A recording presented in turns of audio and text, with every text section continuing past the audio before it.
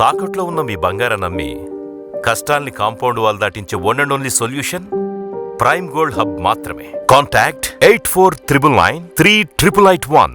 నమస్తే, నేను ప్రసాద్. ఏపీలో కొత్తగా చెప్పుకునేది ఏముంది? ఎన్నో ఆసక్తికరమైన విషయాలు జరుగుతూ ఉంటాయి. సో ఈ నేపథ్యంలో తాజాగా ఆటో డ్రైవర్లకి ఏదైతే కూటమి ప్రభుత్వం దసరా కానుకగా మామూలుగా అయితే గతంలో వాహన మిత్రాన్ని ఉండేది, అయితే కూటమిలోని పార్టీలు ఏవి కూడా మేనిఫెస్టోలో పెట్టకుండా ఊహించని విధంగా వాళ్ళకి 15,000 రూపాయలు ఆ లబ్ధిదారులకు అందజేయటం. ఆఫ్ కోర్స్ దేనికైనా సరే ఒక పథకం ఉంది అంటే విమర్శలు ఆటోమేటిక్గా వాళ్ళ విపక్ష పార్టీ నుంచి పుట్టుకొస్తూ ఉంటాయి. సో ఆ క్రమంలోనే ఇటు జగన్మోహన్ రెడ్డి కానీ అటు వైఎస్ షర్మిల కానీ ఈ విమర్శలనేవి కురిపిస్తూ ఉన్నారు. వీటితో పాటుగా కల్తీ మద్యం, గత ప్రభుత్వ హయాంలో కల్తీ మద్యం అనేది ఒక సెన్సేషన్. అదే తరహాలో అన్నమయ్య జిల్లాలో కూడా ఈ కల్తీ మద్యానికి సంబంధించిన వ్యాపారాలు, ప్రొడక్షన్ అదంతా కూడా ఇటీవల బయటపడింది. దీనికి సంబంధించి తప్పు ఎవరు చేసినా ఖచ్చితంగా కఠినంగా శిక్షిస్తామని చెప్పేసి పార్టీ ఏదైతే అక్కడ టీడీపీ ఇన్ఛార్జ్ అయినటువంటి జయచంద్రారెడ్డి అలాగే సురేంద్ర నాయుడు వీళ్ళిద్దరిని సస్పెండ్ చేయటం. ఇక మూడవ అంశం, వైసీపీ ఎంపీ మిథున్ రెడ్డికి ఇటీవల ఆయనకి ఏసీబీ కోర్టులో బెయిల్ మంజూరైంది. దానికి సంబంధించి సిట్ హైకోర్టును ఆశ్రయించింది. సో ఈరోజు మరి దానికి సంబంధించిన వాదనలు ఉన్నాయి. మరి ఏం జరగబోతుంది అనే అంశాలను చర్చించబోతున్నాం. మనతో రాజకీయ విశ్లేషకులు అప్సాన్ రాజేష్ గారు నమస్తే అండి. నమస్కారం. సో ఏదైతే ఇప్పుడు నేను చెప్పిన 3 అంశాలపైన మీ విశ్లేషణ ఏంటి సార్? ముందు ఏది బిగిన్ చేద్దాం? ముందు ఆటో డ్రైవర్స్ తీసుకుందాం అండి.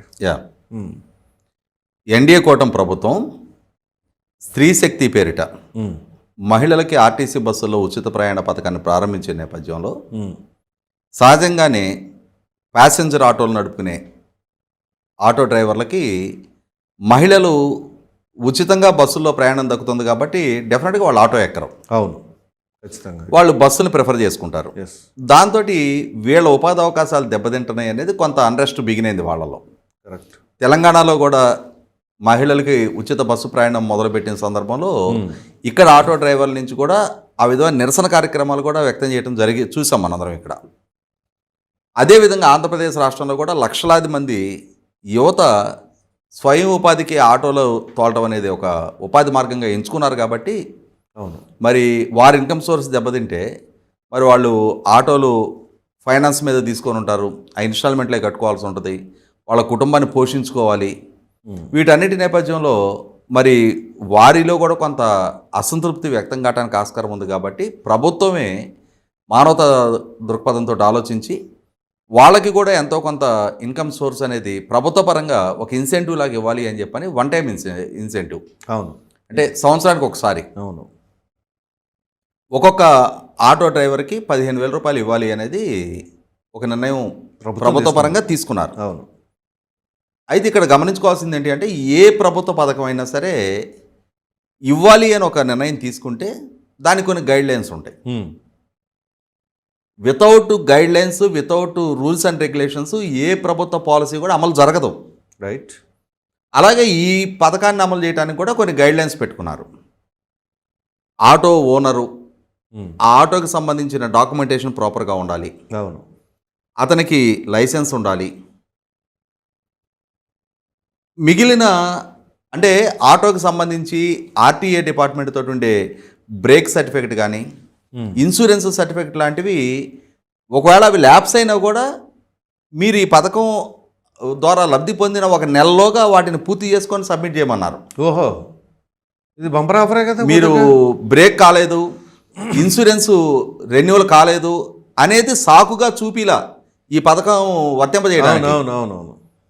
ఈ డబ్బులు ప్రభుత్వం నుంచి మీకు అందుతూ ఉన్నాయి కాబట్టి దీన్ని ఉపయోగపెట్టుకొని మీరు ఆ పనులు తర్వాత అయినా చేసుకొని ఒక నెల రోజుల లోపుగా ఆ ఫార్మాలిటీస్ కంప్లీట్ చేసుకోమని చెప్పారు. బ్రహ్మాండంగా అసలు అంటే యాక్సిడెంట్స్ నివారించడానికి అనుకుని ఉండొచ్చు కదా. అవును. అయితే ఇక్కడ గమనించుకోవాల్సింది ఏంటంటే ప్రభుత్వ పరంగా ఈ పాలసీ అనౌన్స్ చేసిన తర్వాత ఎటువంటి రాజకీయపరమైన పైరవీలకి ఆస్కారం లేకుండా అసలు సిసల లబ్ధిదారులు ఎవరైతే ఉన్నారో వాళ్ళు ఏకాఏకిన గ్రామం కానీ వార్డు కానీ ఆ సచివాలయాలకు వెళ్ళిపోయి అక్కడ వెల్ఫేర్ అసిస్టెంట్ని అప్రోచ్ అయ్యి వాళ్ళకి వీళ్ళకి సంబంధించిన డాక్యుమెంట్స్ హ్యాండ్ ఓవర్ చేస్తే ఆ డాక్యుమెంట్స్ వెరిఫై చేసుకొని ఇతను అథెంటిక్ ఓనరు, ఇతనుకి ప్రభుత్వ పరంగా ఇష్యూ చేయబడిన డ్రైవింగ్ లైసెన్స్ ఉంది, అనేది వీటిని నిర్ధారణ చేసుకున్న తర్వాత ఆ వెల్ఫేర్ అసిస్టెంట్ కూడా ఆఫీస్లో నుంచి బయటకు వచ్చి ఆ ఆటో దగ్గర ఒక పక్క ఆటో ఓనరు, ఒక పక్క ఈ వెల్ఫేర్ అసిస్టెంట్ నిలబడి ఫోటో తీసుకొని, ఓకే, అంటే ఈ కన్సర్న్డ్ ఆటో ఓనర్ని ఇతని అప్లికేషన్ మేము అప్లోడ్ చేస్తున్నాము అని చెప్పని, నా సమక్షంలో ఇతను డాక్యుమెంట్స్ హ్యాండ్ ఓవర్ చేశాడు అని చెప్పని ఆవిడ కూడా ఆ ఫోటో అప్లోడ్ చేస్తున్నారు. రైట్. అంటే అక్కడ ఏంటి, వీళ్ళు తెలుగుదేశం వాళ్ళ, వీళ్ళు వైసీపీ వాళ్ళ, వీళ్ళు జనసేన వాళ్ళ, వెల్ఫేర్ ఆమెకే కాదు నేను అంటుంది, అనే డిస్క్రిమినేషన్కి ఆస్కారం లేకుండా ఎవరైతే అసలు సిసలు ఆటో నడిపే ఆటో ఓనర్లు ఉన్నారో వాళ్ళందరికీ దాన్ని వర్తింపజేశారు. అవును. ఈ క్రమంలో కొంతమంది ఆటో తోలకుండా 10 ఆటోలు కొనుక్కొని ఓనర్లుగా ఆటోలు అద్దెకించుకునే వాళ్ళు ఉంటారు. వాళ్ళకి ఇది వర్తింపజేయలే. అంతే కదా, వాళ్ళకి ఎలా వర్తిస్తుంది? అలాగే కొందరు ఆటో అతను స్వయంగా తోలుకుంటూ కూడా 2-3 ఆటోలు కలిగి ఉంటాడు, అతనికి కూడా ఒక ఆటోకే వర్తింపజేశారు. అంతే. అంటే అతను ఏదైతే తోలుతా ఉన్నాడో ఆ వాహనానికే వర్తింపజేశారు. కరెక్ట్.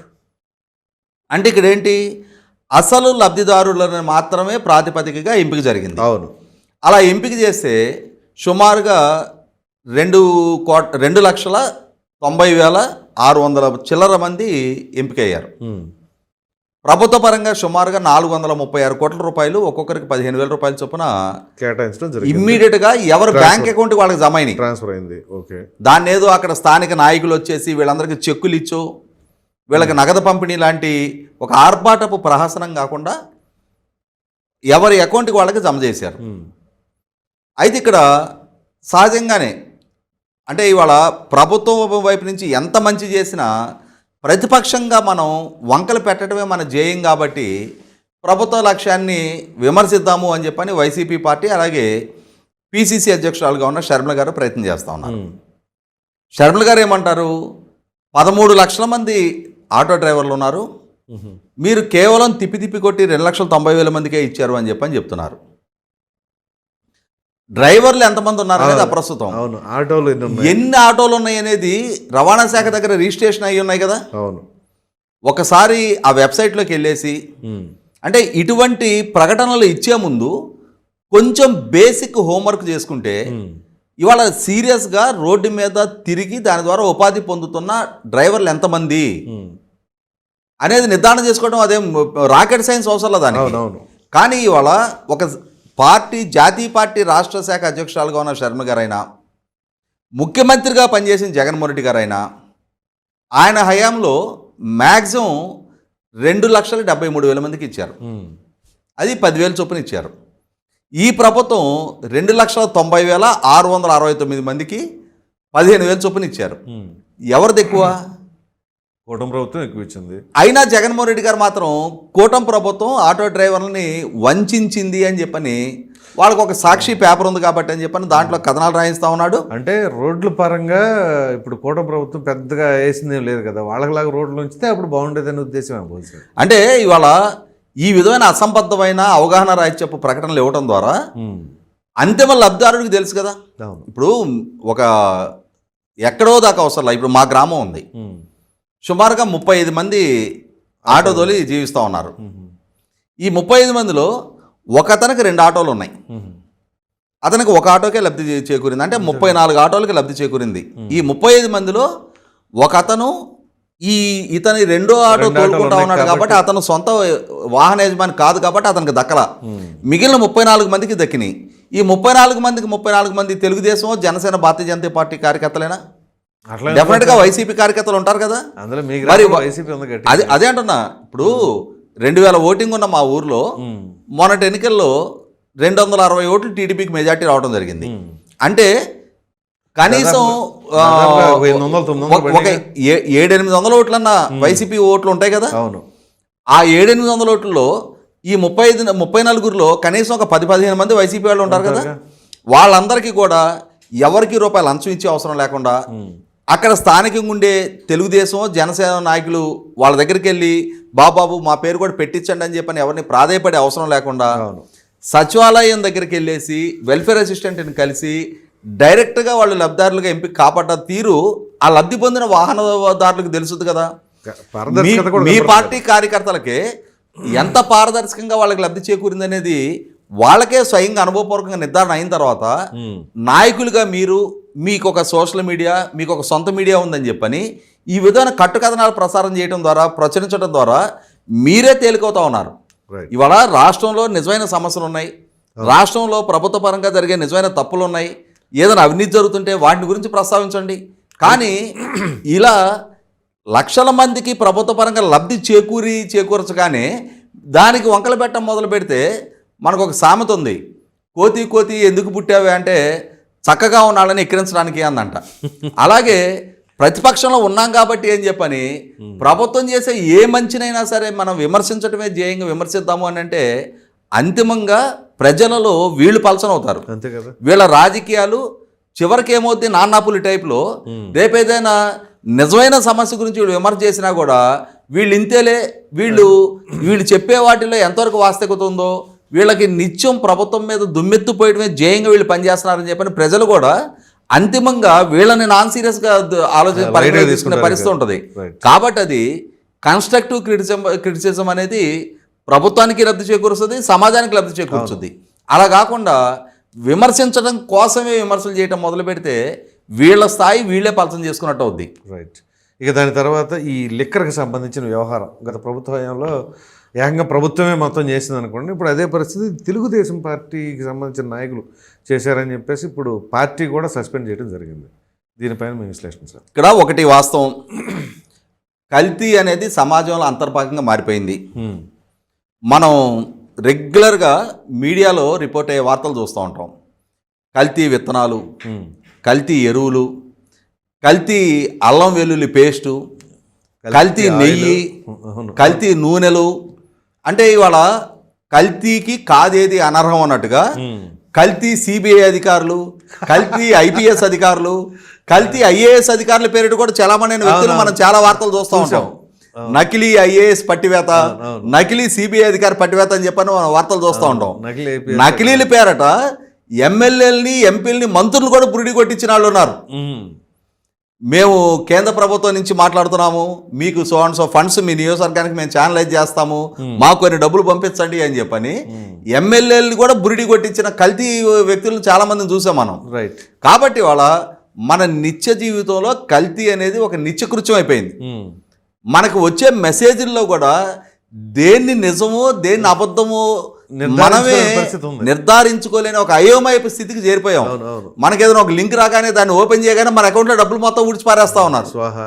ఇట్లాంటి కల్తీ అనేది జీవితంలో సమాజంలో అంతర్భాగంగా మారిపోయినప్పుడు కల్తీ వల్ల చాలా షార్ట్ స్పాన్లో ప్రజలని, వ్యవస్థలని వంచి డబ్బు సంపాదించుకోవడం అనేది మార్గంగా కళ్ళ ముందు కనిపిస్తూ ఉన్నప్పుడు ఆ విధమైన షార్ట్ కట్లో డబ్బు సంపాదించాలనే ఆలోచనతో ఎవరు వ్యవహరించినా అది సమాజానికి చెడు చేసే అంశమే. అవును. అంటే వాళ్ళ స్వార్థం కోసం, వాళ్ళ డబ్బు సంపాదన కోసం ఇవాళ ప్రజల జీవితాలతోటి, ప్రజల ఆరోగ్యాలతోటి చెలగాటమాడే ఏ వ్యక్తులైనా, ఏ శక్తులైనా, ఏ స్థాయిలో ఉన్న నాయకులైనా సరే వాళ్ళ ప్రమేయం ఉంది అని అంటే మొట్టమొదటగా అటువంటి వాళ్ళని సంఘ బహిష్కరణ గురి చేయాల్సిన అవసరం ఉంది.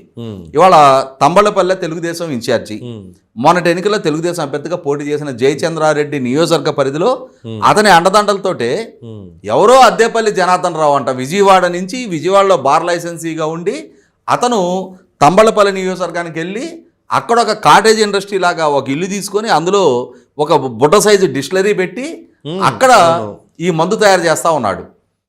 ఆ తయారు చేసే ఆ ప్రెమిసెస్ ఏదైతే ఉందో అది కొడాలి శ్రీనివాస్ అని చెప్పని తెనాలికి సంబంధించిన అతని పేరు మీద రెంటల్ అగ్రిమెంట్ ఉందంట. ఓహో, ఆ ఆపరేటర్సా? ఆ ప్రెమిసెస్ అంటే ఇక్కడ ఒక విజయవాడ వ్యక్తి, ఒక తెనాలి వ్యక్తి తంబళ్ళపల్లి నియోజకవర్గాన్ని ఎందుకు వాళ్ళు షెల్టర్ జోన్గా పెట్టుకున్నారు అంటే అక్కడ నుంచి వాళ్ళకి అండదండలు. రాష్ట్రంలో 175 నియోజకవర్గాలు ఉన్నాయి. ఇతను బార్ లైసెన్సీగా ఉన్న విజయవాడ పరిధిలోనో, ఇతనున్న తెనాలి పరిధిలోనో ఇంకో దగ్గర ఎస్టాబ్లిష్ చేసుకోకుండా అక్కడెందుకు వెళ్ళి వాళ్ళు అక్కడెందుకు అది సెటప్ చేశారు అంటే అక్కడ వాళ్ళకి అండదండలు అందించే వ్యక్తులు, శక్తులు అక్కడ ఉన్నారు. రాజకీయంగా ఏదైనా అవసరమైతే మేము చూసుకుంటాం, మీరు కంటిన్యూ చేయండి అనే వ్యక్తులు, అవసరమైతే కొంత మేము పెట్టుబడి పెడతాం, ఈ వ్యాపారంలో మా వాటా ఎంత, మీ వాటా ఎంత అని చెప్పని పంచుకునే వ్యక్తులు అక్కడ అండదండలు వాళ్ళకి దొరికాయి. కాబట్టి ఓకే. అటువంటి వ్యక్తులు ఎవరు అనేది వీళ్ళు కూడా డెఫినెట్గా ఆ వ్యాపారం చేయాలనుకునేవాడు వాడికి ఆ లైక్ మైండెడ్ వ్యక్తులు ఎవరున్నారనేది వాడు ఫిల్టర్ చేసుకుంటాడు. అది చేసుకున్నప్పుడు వీడికి ఆ ప్రాంతం దొరికింది, అక్కడ వ్యక్తులు దొరికారు. అయితే ఇక్కడ గమనించుకోవాల్సింది ఏంటి, ఇప్పుడు ఒక పల్లెటూరులో ఒక స్మాల్ స్కేల్ ఒక కాటేజ్ ఇండస్ట్రీ అనుకుందాం, ఓ 10-15 మంది అక్కడ పనిచేస్తూ ఉన్నారు. ఒక అన్ఈవెన్ మూవ్మెంట్ ఒక ఇంట్లో జరుగుతూ ఉంది అన్నప్పుడు ఆ పల్లెటూరులో ఉన్న ప్రజలు దాన్ని గమనించరా? ఈజీగా అసలు ఒక కొత్త వ్యక్తి ఒక్కడు వస్తే అక్కడ నుంచి ప్రతిరోజు ఒక టాటా ఏస్ వాహనంలో ఈ కార్టన్లు షాపులకు తరలింపు జరుగుతూ ఉంది అనుకుంటున్నప్పుడు అక్కడ ఏం జరుగుతుందో కనిపెట్టలేనంత అమాయకత్వం ఆ గ్రామస్తులు ఉంటారా? మరి ఆ గ్రామంలో ఉన్న వాళ్ళందరూ జయచంద్రారెడ్డి అనుచరులేనా? డెఫినెట్గా వైసీపీ వాళ్ళు కూడా ఉంటారు కదా. మరి వైసీపీ వాళ్ళు ఉన్నప్పుడు అక్కడ స్థానికంగా ఎవడో విజయవాడ ఒకడు వచ్చాడు, ఎవడో తెనాలి ఒకడు వచ్చాడు, తమిళనాడు నుంచి కొంతమంది వర్కర్లు వచ్చారు, ఒరిస్సా నుంచి ఒకడు వచ్చాడు, ఇక్కడ ఏదో ఒక యాక్టివిటీ నడుస్తుంది, ఆ యాక్టివిటీ ఏదో కాటన్లు ఒక ట్రక్కులో పెట్టుకొని రోజు ఇక్కడి నుంచి సప్లై చేస్తున్నారనే అంశాన్ని అక్కడ స్థానిక శాసనసభ్యుడు వైసీపీ శాసనసభ్యుడు కదా, ఇవాళ 11 మందే నెగ్గితే ఆ 11 మందిలో ఒకడు కదా అక్కడ ద్వారకానాథ్ రెడ్డి, అతని దృష్టికి తీసుకెళ్ళి ఉండరా? మరి తీసుకెళ్తే కూడా అక్కడ స్థానికంగా ఉన్న వాళ్ళకి తెలుగుదేశం ఇన్ఛార్జి మద్దతు వీళ్ళకు ఉందా లేదనేది కనిపెట్టడం పెద్ద ఇష్యూ కాదు. అవును. మరి తెలుగుదేశం ఇన్ఛార్జి మద్దతుతోటి ఇటువంటి ఒక నకిలీ మద్యం తయారీ యూనిట్ తన నియోజకవర్గ పరిధిలో కొనసాగుతుంది అనుకున్నప్పుడు తన రాజకీయ ప్రత్యర్థి మంచి ఆయుధం కదా అది. మరి ఆ శాసనసభ్యుడికి ఎటువంటి ఆయుధం? పోనీ ఎవరా శాసనసభ్యుడు? అతను పెద్దిరెడ్డి రామచంద్రారెడ్డి సోదరుడు. చంద్రబాబు నాయుడు గారు ప్రతిపక్షంలో ఉన్న రోజు ఆ రోజు ఇరిగేషన్ ప్రాజెక్టులు విధ్వంసం అని చెప్పని ఆయన రాష్ట్ర వ్యాప్త పర్యటన చేస్తూ ఉంటే ఆయన రాయలసీమలో అన్ని ప్రాజెక్టుల దగ్గరికి వెళ్ళాడు, ఉత్తరాంధ్రలో ప్రాజెక్టుల దగ్గరికి వెళ్ళాడు, పోలవరం ప్రాజెక్టు దగ్గరికి వెళ్ళాడు. ఆయా ప్రాజెక్టుల స్థితిగతులు ఎట్లా ఉన్నాయి అని చెప్పని 2019కి ముందు తన పాలనా హయాంలో ఎంత బడ్జెట్ కేటాయింపు చేశాను, ఏ ప్రాజెక్టులు ఏ స్థాయిలో పురోగతి సాధించినాయి, ఈ 19-24 మధ్యకాలంలో పరిస్థితి ఎట్లా ఉంది అనేది ఆయన ఎక్కడికక్కడ పవర్ పాయింట్ ప్రజెంటేషన్ తోటి విడమర్చి చెప్తా ఆయన పర్యటన చేస్తున్నప్పుడు ఎక్కడా ఆయన ఎవరు అడ్డుకోలా. కానీ తంబళపల్లి నియోజకవర్గంలో అంగళ్ళు గ్రామం దగ్గర ఆయన మీద రాళ్లదాడి చేశారు, పైగా మళ్ళీ ఆయన మీద అటెంప్ట్ మర్డర్ కేసు పెట్టగలిగి అంతటి స్థాయి ఉన్న నాయకుడు ద్వారకానాథ్ రెడ్డి తన రాజకీయ ప్రత్యర్థి ఈ విధమైన కుట్రలకి కుతంత్రాలకు పాల్పడతా ఉన్నప్పుడు ఎందుకు చూస్తా ఊరుకున్నాడు అంటే దొంగలు కలిసి ఊళ్ళు పంచుకున్నట్టుగా ఈ జయచంద్రారెడ్డి ద్వారకానాథ్ రెడ్డి ఇద్దరు కలగలిసి కుమ్ముక్కై చేసిన వ్యాపారం కాకపోతే తన రాజకీయ ప్రత్యర్థిని ఎండగట్టి తూర్పారు పట్టే ఆస్కారం ఉన్న దగ్గర ఎందుకని ఉపేక్షిస్తా ఊరుకున్నాడు? ఇవాళ సాక్షి పేపరు జగన్మోహన్ రెడ్డి గారు నేను ఒక పెద్ద ట్వీట్ పెట్టాడు, ఎంత స్కెచ్ చేసావయ్యా చంద్రబాబు అని చెప్పని. ఇవాళ జయచంద్రారెడ్డి లాంటి ఒక నియోజకవర్గ ఇన్ఛార్జి తోటి చంద్రబాబు నాయుడు గారు కుమ్ముక్కయ్యి ఇటువంటి కుంభకోణాలకు పాల్పడవసరలా.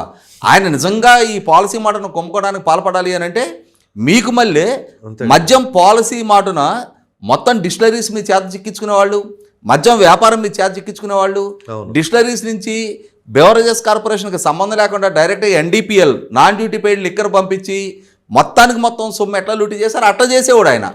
అంతేగాని వాళ్ళ ప్రభుత్వ పాలసీస్ని తనకు అనుగుణంగా మార్చుకునేవాడు. దాని మాటను వేల కోట్ల రూపాయలు దోపిడీ చేయడానికి ఆస్కారం ఉంటే ఆ మార్గాన్ని ఎంచుకుంటారు ఎవడైనా కూడా. ఫస్ట్ టైం సీఎం కాదు కదా బాబు గారు. అంతేగాని ఇవాళ ఒక వైసీపీ ఎమ్మెల్యే ప్రాతినిధ్యం వహిస్తున్న నియోజకవర్గంలోకి వెళ్ళి అక్కడ ఒక కాటేజ్ ఇండస్ట్రీ పెట్టి అక్కడ తయారు చేసే కొద్దిపాటి ఒక కాటన్లతోటి కొద్ది షాపులకు మాత్రమే పంపిణీ చేసి దాన్ని ముఖ్యమంత్రి స్థాయిలో ఆయన దాని నుంచి దండుకోవసరలా.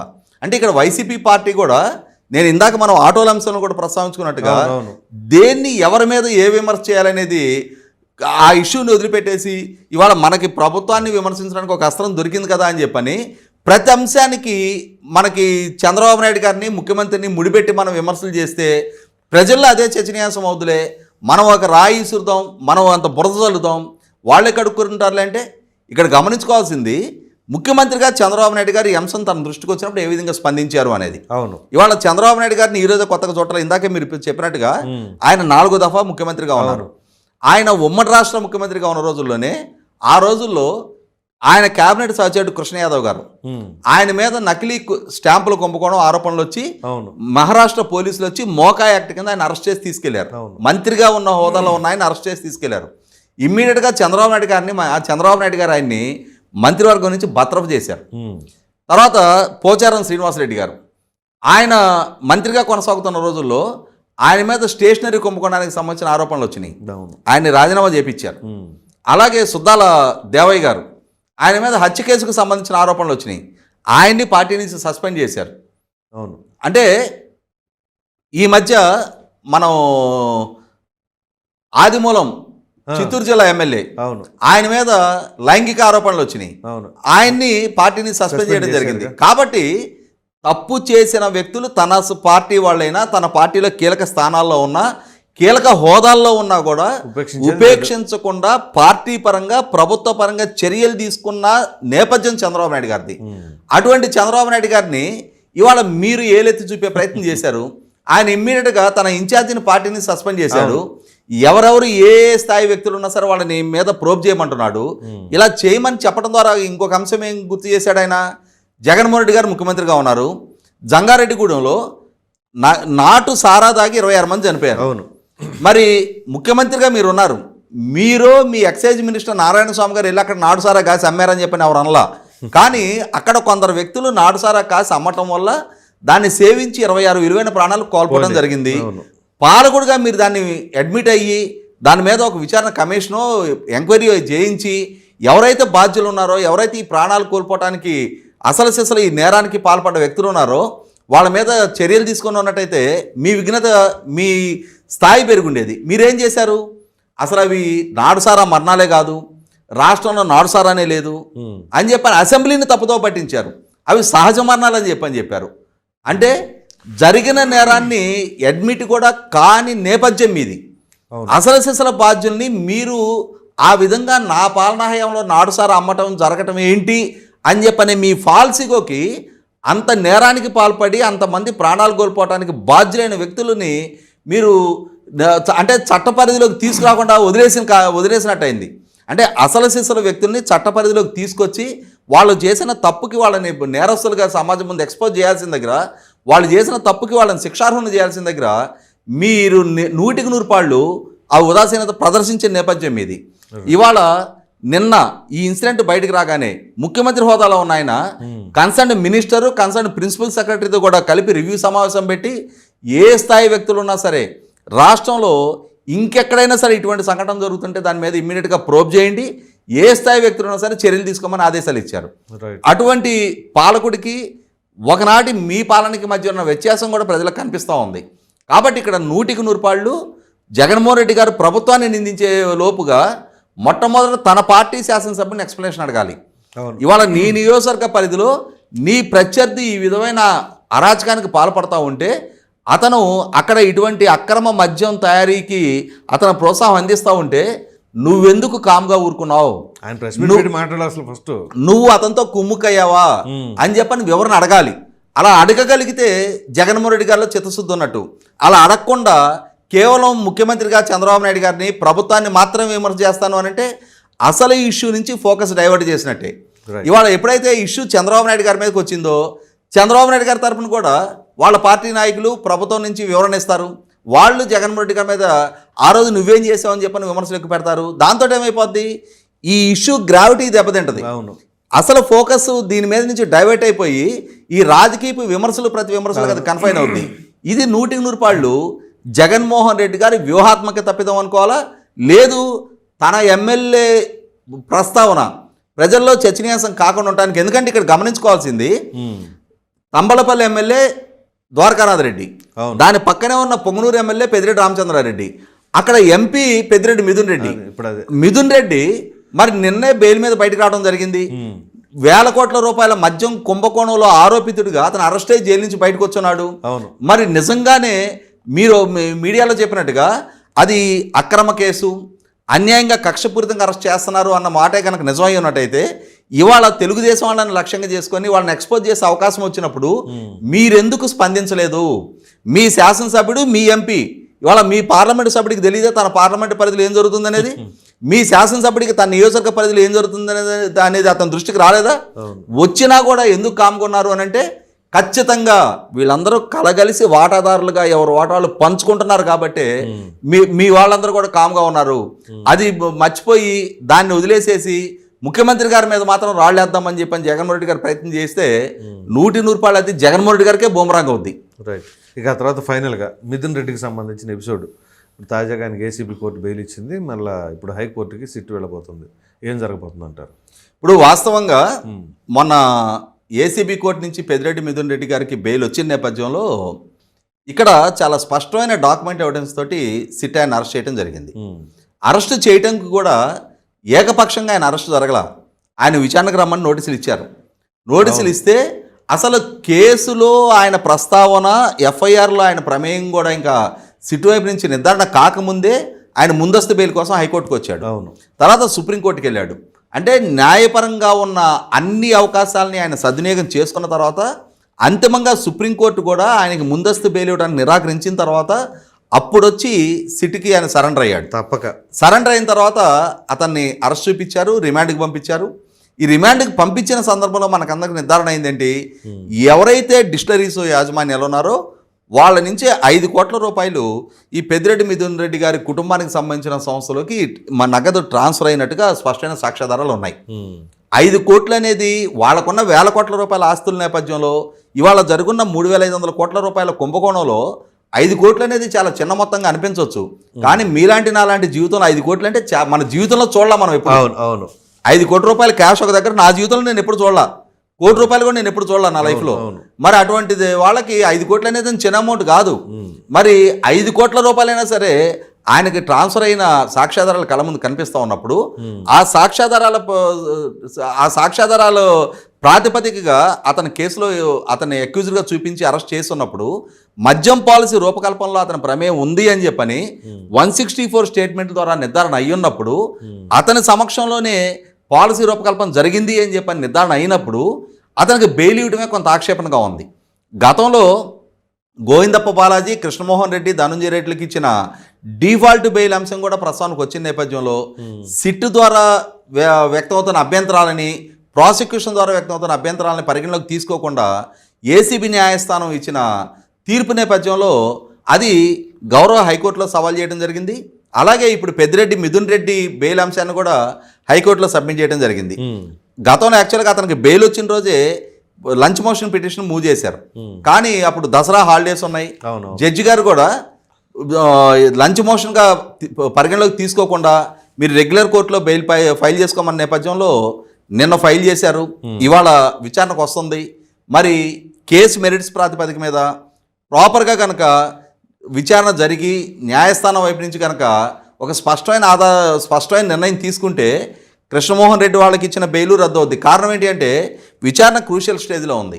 పెద్దిరెడ్డి మిథున్ రెడ్డి లాంటి బలమైన రాజకీయ నేపథ్యం ఉన్న నాయకుడికి విచారణ కొనసాగుతున్న సందర్భంలో అతను కనుక బెయిల్ ఇచ్చిన పక్షంలో సాక్షిని ప్రభావితం చేయడానికి కానీ విచారణకు ప్రతిబంధకాలు కల్పించడానికి ఆస్కారం ఉంది. కారణం ఏంటి అంటే ఇవాళ ఈ బెయిల్ దక్కించుకున్న ఏ ఒక్కరు కూడా సాధారణంగా వాళ్ళ మీద ఆరోపణలు రాగానే వాళ్ళకి నోటీసులు ఇవ్వగానే వాళ్ళు వచ్చి విచారణకు సహకరించలా.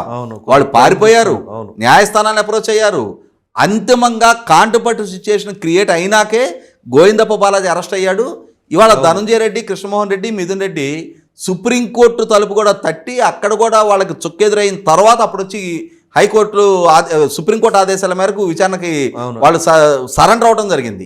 సరెండర్ అయినా కూడా వాళ్ళు విచారణలో పూర్తి స్థాయి వాస్తవాలు వెల్లడి చేయలే. 5 కోట్ల రూపాయల లావాదేవీకి సంబంధించి కూడా మిథున్ రెడ్డి దగ్గర నుంచి సాటిస్ఫాక్టరీ జవాబు రాలా. ఇటువంటి నేపథ్యంలో స్పష్టంగా కోట్ల రూపాయలు నా చేతులు మారిన నేపథ్యం, స్పష్టంగా లబ్ధిదారుడికి అతని ప్రమేయం ఎస్టాబ్లిష్ అవుతున్న నేపథ్యంలో గౌరవ ఉన్నత న్యాయస్థానం మరి ఫెయిర్గా కనుక డెసిషన్ తీసుకుంటే వీళ్ళ బెయిల్ రద్దు అయ్యే తీరతాయని చెప్పని నేను అనుకుంటున్నా.